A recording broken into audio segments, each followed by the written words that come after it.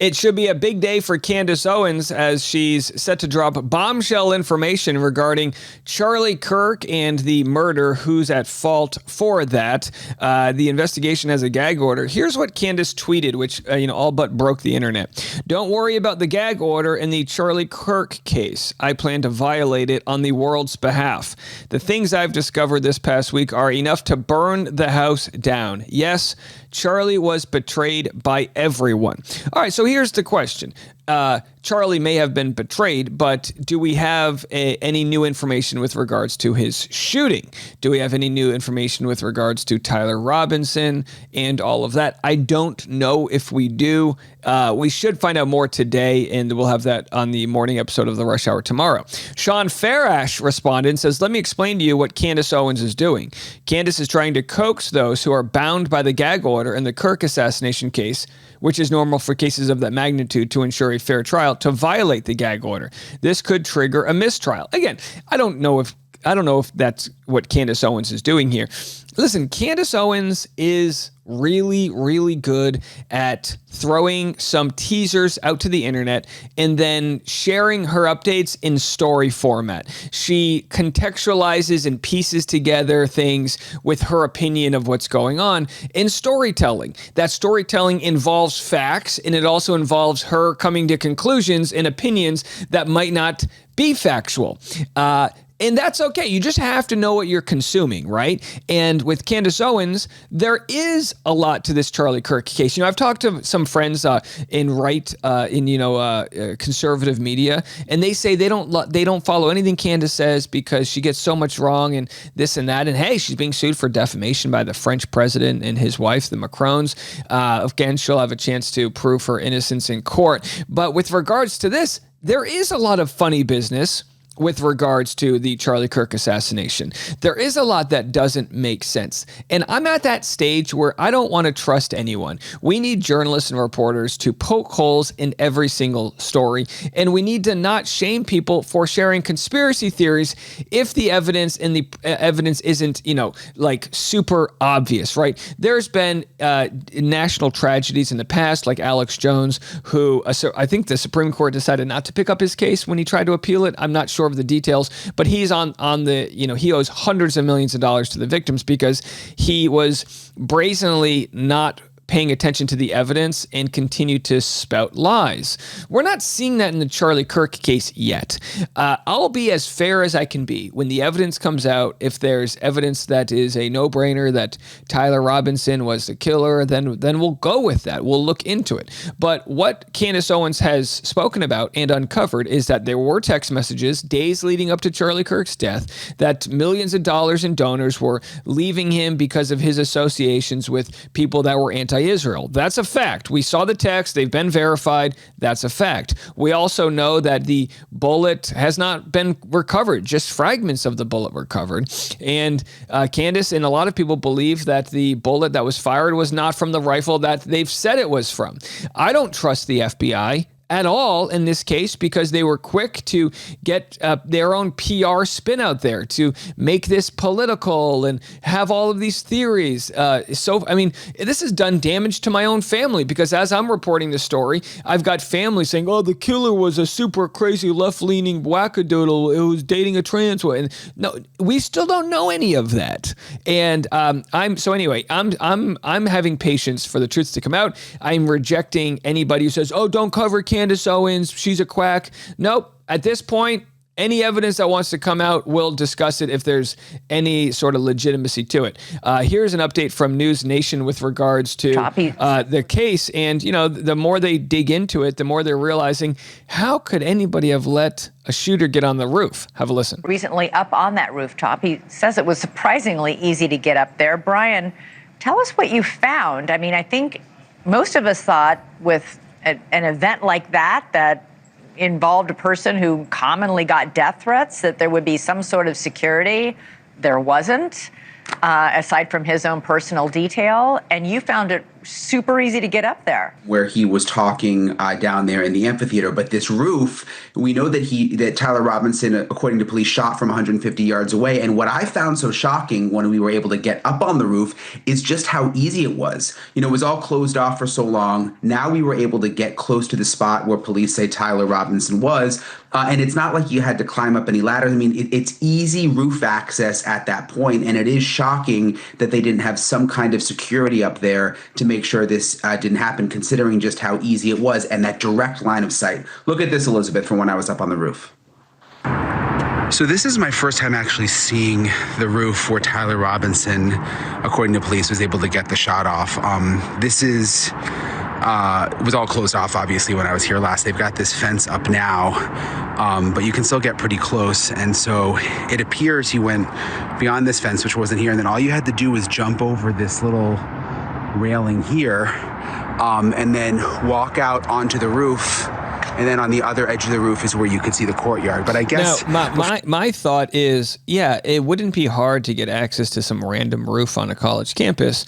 The thought that I have is, how did the security not, have any knowledge of these spots that would be easy spots to get a shot off?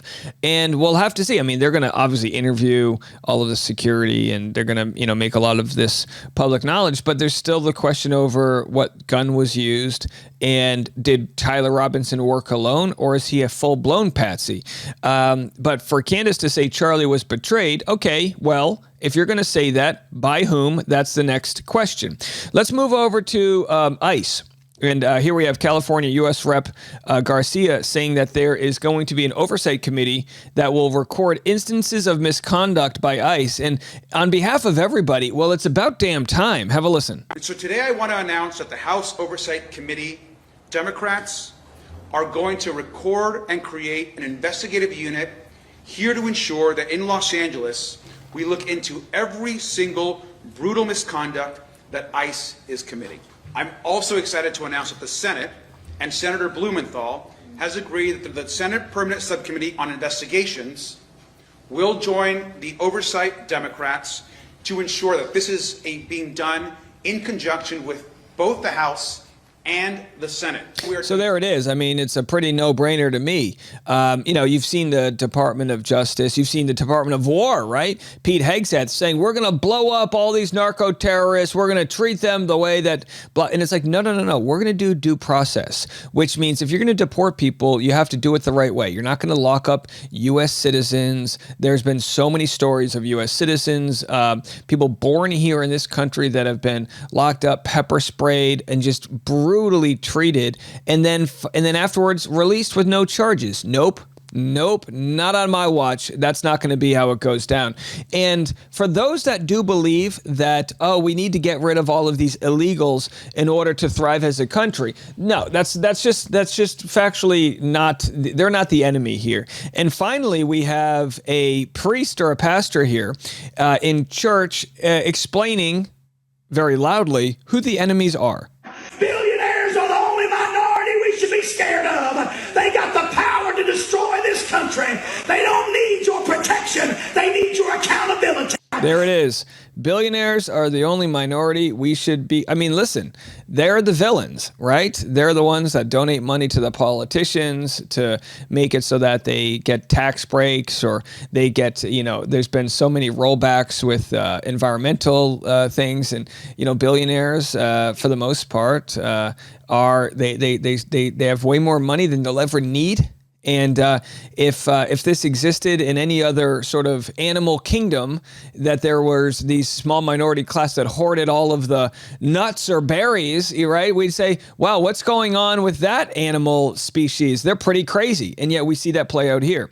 Nobody needs to be a billionaire. And look, call me crazy, right? But I think once you've made $10 million a year, maybe you could get taxed at 80% of that money that comes in after that. So let's say you make 20 million. The first 10 million, maybe you get taxed at 35 to 40%, whatever that rate is. And then after that, it's like, you've made some good money. We're going to take some of that extra wealth you don't need, which is just going to go into your savings, and we're going to inject that into schools, bridges, and other things. I think most people would be okay with that. Now, those that make over $10 million might not be okay with that, but I think there's more people that are broke than that. And people will say, Dave, you're just trying to redistribute the wealth. Well, kind of. Yeah, kind of. Yeah, with automation, with technology, with the way we've been able to, use new apps to extract every single extra amount of dollar from workers. We're not seeing that money go back to the middle class. And where does it go? Well, it's sitting in somebody's seventh home, or, Mark Zuckerberg's 100-acre property in Hawaii. You know what I mean? It's like, I think we'll be okay if we, give some of that back to people. I don't know. Just a thought. Am I crazy? Maybe. But what's so funny, though, is how many people that probably don't even make six figures a year will defend those that make 9 or 10 figures a year. John Stamos here tells the story of his TV wife, Lori Loughlin's infamous college scandal. What's interesting with this is Lori Loughlin now getting divorced from her husband. So will we hear more about Lori taking the fall for her husband as she spent some time in prison? For this asshole for 3 months. So just they cut off there. John Stamos said Lori Loughlin went to prison for this asshole, her ex-husband, for 3 months. She goes to fucking prison for this asshole for 3 months. This was the morning of that it broke. Turn the TV on, and then this press conference hits, and it hits hard. I texted her back. I said, "Are you watching this press conference?" And I had the text. I could show it to you. She goes, "What press conference?" I said, "The one about you and your husband and this college scandal." She goes, "No, what channel is it on?" I swear to God, I hit all caps. All channels, every channel. And then it broke, and that's the last I heard from her for a while. She goes to fucking prison for this asshole. I said, "How was it?" She goes, "I met a lot of nice ladies in there. We have a book club." That's her, I know for a fact it was all him. She was married 27, 28 years. All the whatever negativity or hardships that you've been through your life is connected to this guy, And this he's supposedly not a very good guy. Like, I think he cheated on her. Right? I'm taking the fifth. Whatever he did to her, it busted her up. She is an angel, and she always made things better. She cleaned everything up. I will never. So Lori Loughlin, it takes two to tango here, right? She was part of it, but at the same time, I hope John Stamos is right. I always liked Lori Loughlin. I grew up an old millennial watching Full House. God bless the Full House family, right? Get Lori Loughlin on Dancing with the Stars. Did she already do Dancing with the Stars? Get her back on. I know her daughter did it. Get her back on. Redemption for Lori Loughlin out there. Make her the Bachelorette. Why not? I'm okay with that.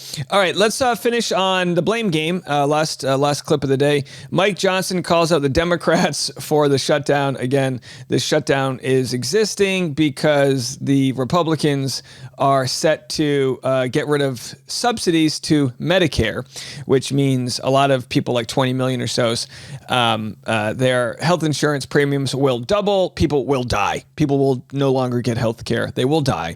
That's the problem. Democrats are defending getting those subsidies protected. Here's what Mike Johnson had to say. The American people would have an open government if Democrats were not terrified of their radical base. That is the headline. Every single one of you should write that. Yeah. The government would be open, and we would be royally effed. So they are taking the sort of gamble that by keeping the government shut, they are leveraging their negotiating power to fight for the American public. Make that your headline, you fucking jack. That's the ugly truth. The Democrats are not governing in good faith. They're covering their own tail. Well, those are all your updates for the day. A lot to get into, a smorgasbord of content from pop culture to politics, everything in between. We're going to have a hot one tomorrow morning because there's a lot of information coming out with the Laura Owens trial, so stick around for that. Last minute update, Clayton Echard, former bachelor, is at the courthouse. I guess he didn't carpool with Laura Owens. They could have carpooled together. So there's your update there. We'll get all of those details first thing in the morning. We'll see you then. I'm Dave, and this is The Rush.